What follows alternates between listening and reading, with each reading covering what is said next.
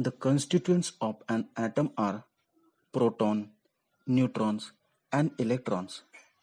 The protons and neutrons are found in the nucleus of an atom.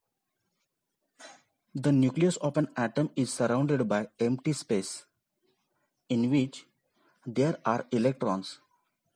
An atom has the same number of positively charged protons and negatively charged electrons. So, an object does not show any charge through its atoms contain charged particles. When glass rod is rubbed with the silk cloth, then what kind of the electric charge produced on the glass rod? Dear students, here silk cloth is a negatively charged and glass rod is a positively charged. When glass rod is rubbed with the silk cloth, glass quickly loses electrons and silk takes electron out of the glass rod.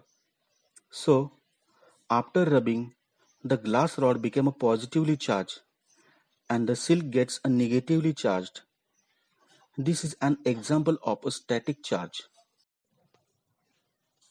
Why it is called a static charge?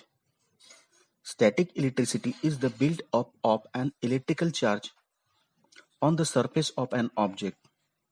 It is called static because the charges remain in a one area rather than moving or flowing to another area. Electric charge is carried by charged particles. So, an electric current is a flow of charged particles. The moving particles are called charge carrier. What is an electric current? Electric current is the movement of electrons through a wire. Electric current is measured in amperes and refers to the number of charges that move through the wire per second. A large current flows when lightning takes place from a cloud to the ground, while sensation is felt by us due to a microscopically small current flowing to the brain. You are aware of the current flowing through the wires, electric bulbs, and equipments in the house. In the electric cell of a radio or in a car battery, a current is produced by the flow of both negatively and a positively charged particles. Electrostatic potential.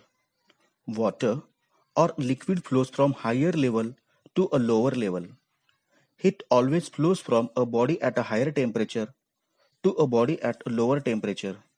Similarly, there is a tendency of a positive charge to flow from a point of a higher electric level to a point of a lower electric level.